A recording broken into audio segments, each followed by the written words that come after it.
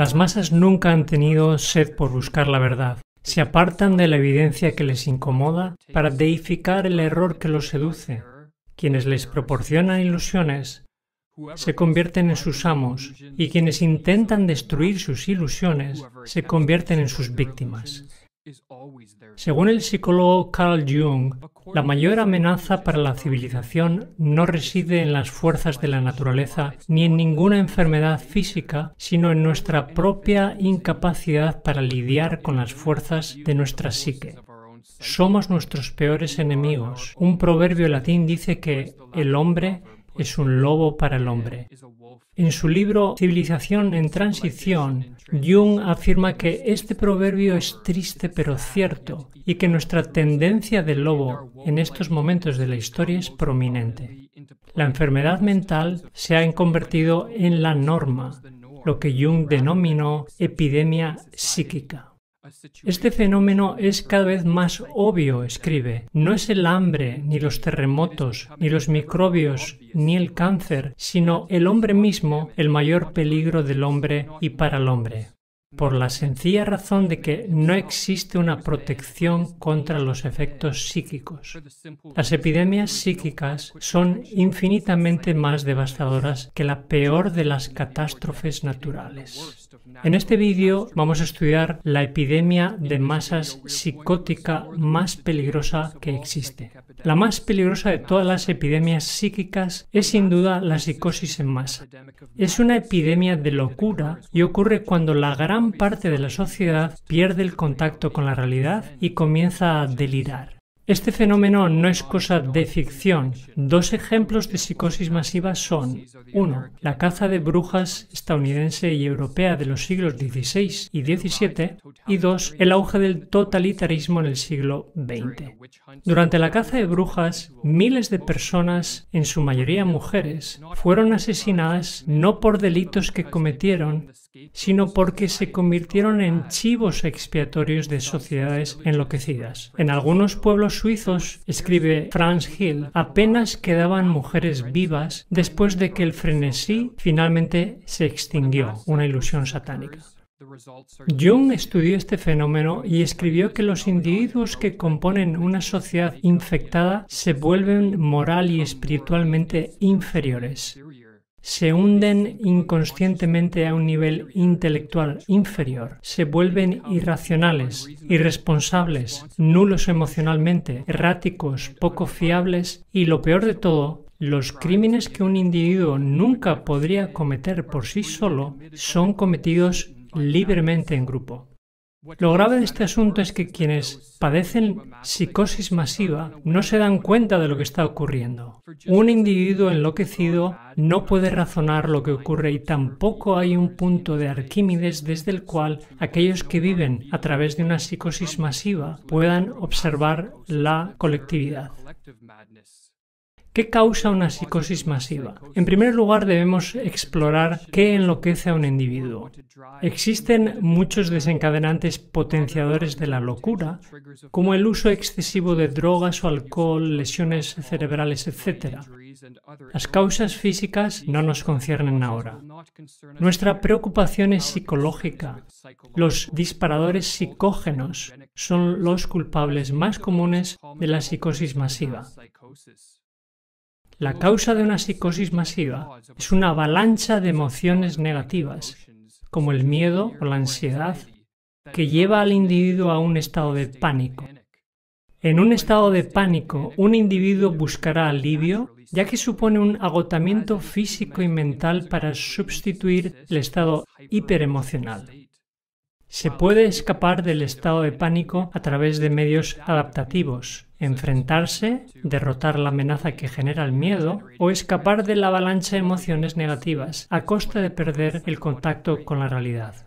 Un brote psicótico no supone sufrir un estado de gran desorden, sino un reordenamiento que combina realidad y ficción del mundo que le rodea. O también la combinación de delirios y realidad para que de alguna manera acabe con los sentimientos de pánico. Silvio Arietti, una de las máximas autoridades en esquizofrenia del siglo XX, explica los pasos psicógenos que conducen a la locura.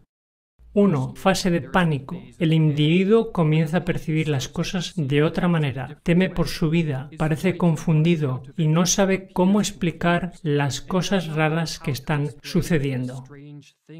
2. Fase de percepción psicótica.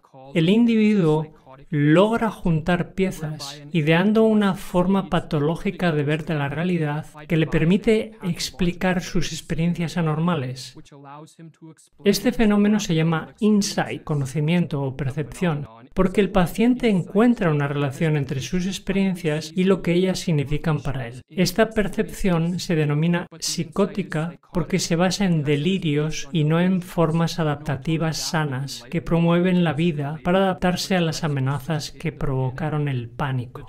Los delirios permiten al individuo preso del pánico escapar de una avalancha de emociones negativas a costa de perder el contacto con la realidad. Por eso Arietti dice que un brote psicótico puede ser visto como una forma normal de lidiar con un estado extremo de ansiedad. Del mismo modo que una avalancha de emociones negativas desencadenan el pánico en un individuo débil y vulnerable y como consecuencia causa un brote psicótico, puede producirse una psicosis masiva si una población de individuos débiles y vulnerables es conducida a un estado de pánico por amenazas reales, imaginarias o incluso inventadas. Pero como los delirios y la locura pueden manifestarse de muchas formas, la manera específica en que se desarrolla una psicosis masiva diferirá según el contexto histórico y cultural de la sociedad infectada.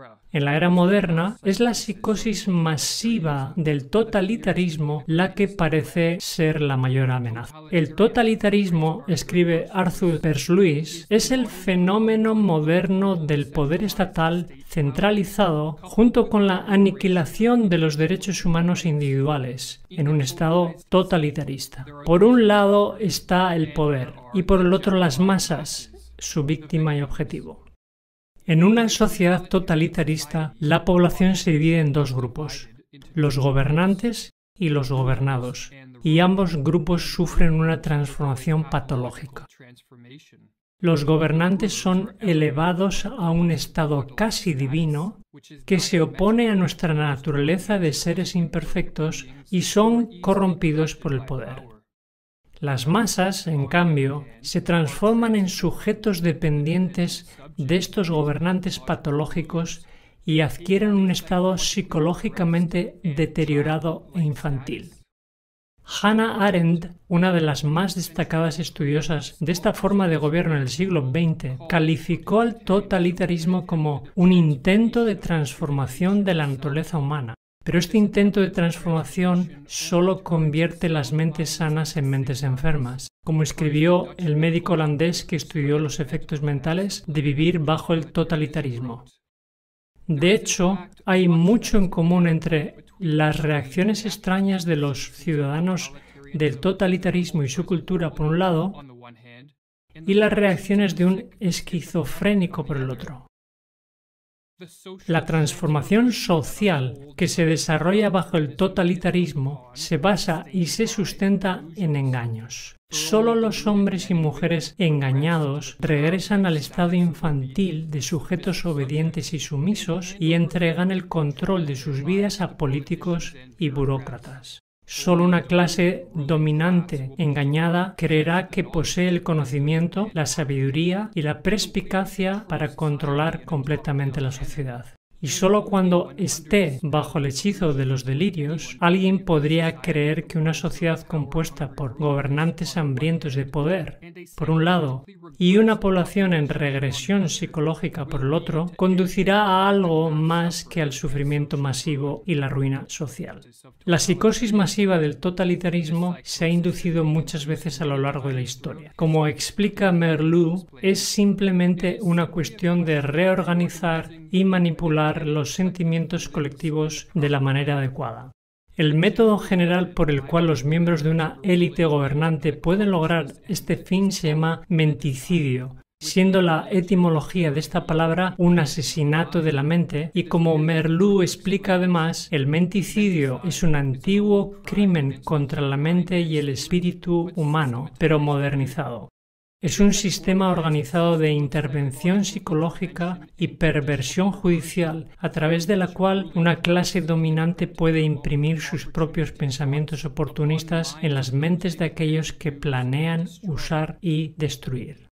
Para cometer el delito de menticidio, se prepara a la población con la siembra del miedo a fin de colocarla en un estado de pánico. Este es el terreno perfecto para un descenso a las creencias delirantes de una psicosis. Una técnica muy eficaz para lograr este fin es utilizar oleadas de terror.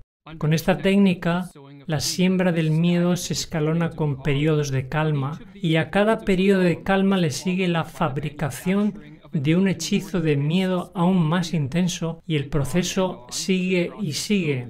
Como escribe Merleau, cada ola de terror crea efectos con mayor facilidad.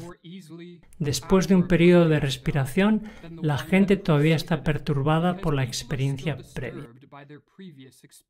La moralidad se vuelve cada vez más baja y los efectos psicológicos de cada nueva campaña de propaganda se vuelven más fuertes porque llega a un público ya debilitado. Mientras que el miedo prepara a la población para el menticidio, el uso de propaganda para difundir información errónea y promover la confusión ayuda a quebrar las mentes de las masas. Los funcionarios del gobierno y sus lacayos en los medios de comunicación utilizan informes contradictorios, información sin sentido e incluso mentiras descaradas, ya que cuanto más confunden, menos capaz es la población para hacer frente a la crisis y disminuir su miedo de manera racional. En otras palabras, la confusión aumenta la susceptibilidad del que cede a las ilusiones del totalitarismo. La lógica se puede enfrentar con la lógica, mientras que la ilógica no, porque confunde a quienes piensan con claridad. La gran mentira y las tonterías repetidas monótonamente tienen más atractivo emocional que la lógica y la razón. Mientras la gente está buscando un argumento razonable a la primera mentira, los totalitarios les agreden con otra nueva. Nunca antes en la historia han existido medios tan efectivos para manipular a una sociedad hacia la psicosis del totalitarismo.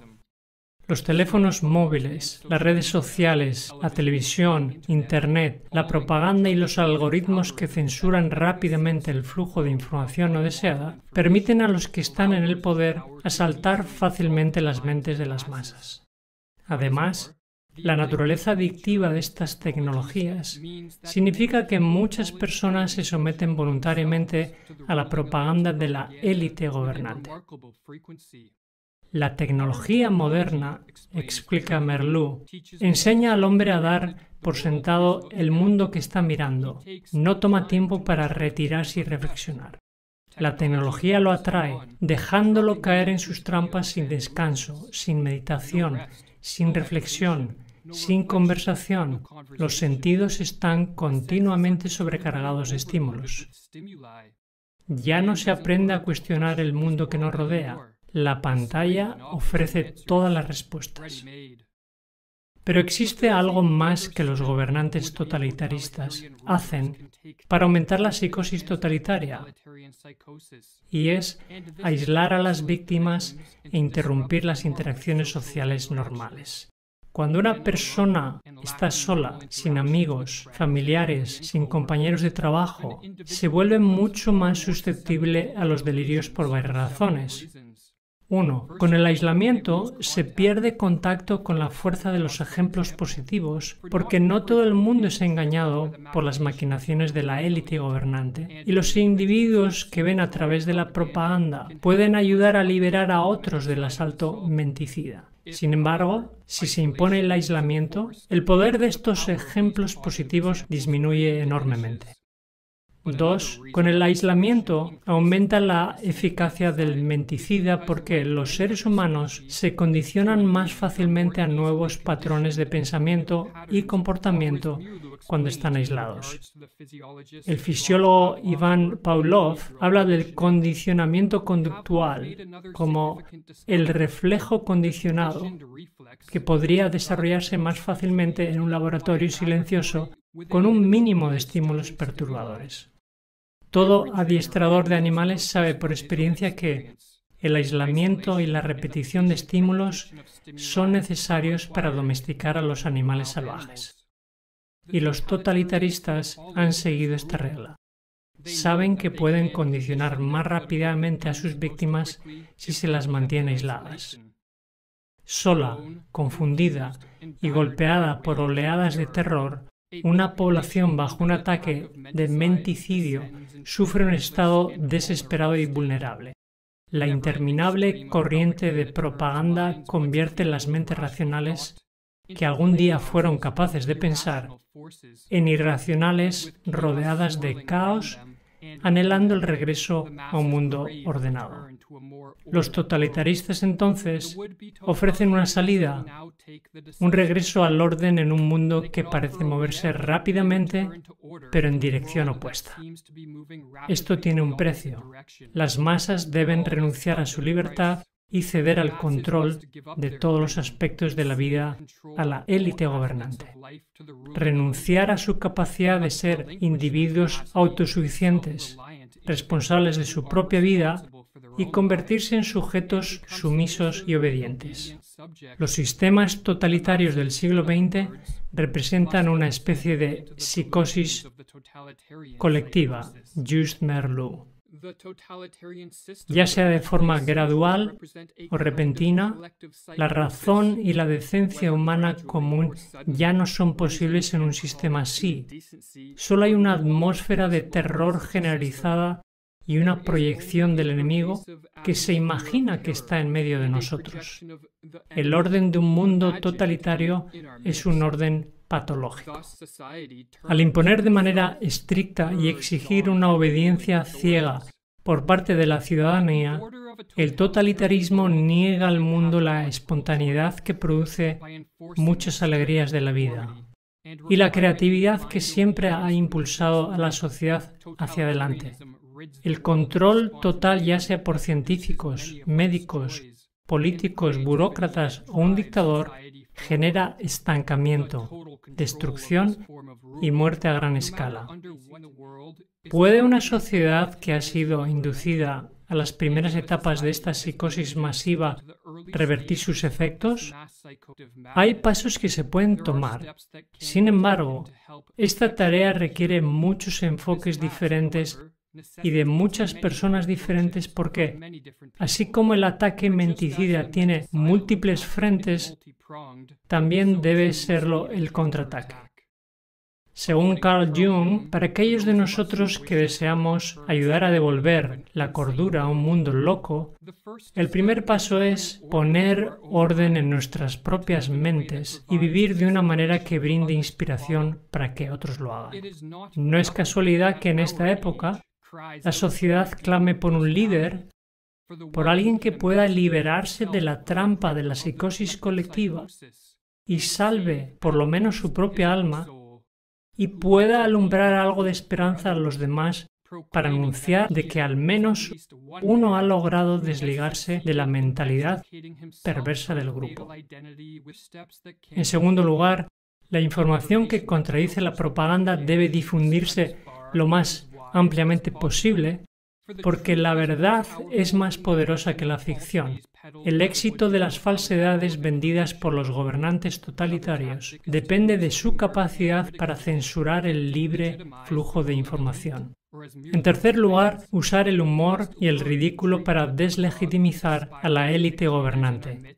Debemos aprender a tratar a los demagogos y aspirantes a dictadores entre nosotros con el arma del ridículo. El demagogo es incapaz de tener humor y si lo tratamos con humor comenzará a colapsar. En cuarto lugar, la construcción de estructuras paralelas o segundas culturas. Es una táctica recomendada por Václav Havel, un disidente político bajo el régimen comunista soviético, que más tarde se convirtió en presidente de Checoslovaquia. Una estructura paralela es cualquier forma de organización, negocio, institución, tecnología o búsqueda creativa que existe físicamente dentro de una sociedad totalitaria, pero moralmente fuera de ella. Cuando se crean suficientes estructuras paralelas, la segunda cultura o sociedad paralela se forma y funciona espontáneamente como un enclave de libertad y cordura dentro de un mundo totalitario. ¿Qué más son las estructuras paralelas que un espacio donde se puede vivir una vida diferente, una vida que está en armonía con sus propios fines y que a su vez se estructura en armonía con esos fines? ¿Qué otra cosa son esos intentos iniciales de autoorganización social que los esfuerzos de una parte de la sociedad para deshacerse del totalitarismo y así liberarse radicalmente de su participación en el sistema totalitario? Havel en su libro El poder de los impotentes. Para ello se requiere la acción del mayor número posible de personas, porque así como la élite gobernante no es pasiva, sino que toma medidas deliberadas para aumentar su poder, también se debe hacer un esfuerzo activo y concertado para hacer retroceder al mundo en dirección a la libertad. Esto es un desafío enorme en un mundo preso por los engaños del totalitarismo, pero como señaló Thomas Paine, la tiranía, como el infierno, no se conquista fácilmente. Sin embargo, tenemos el consuelo de que cuanto más duro sea el conflicto, más glorioso será el triunfo.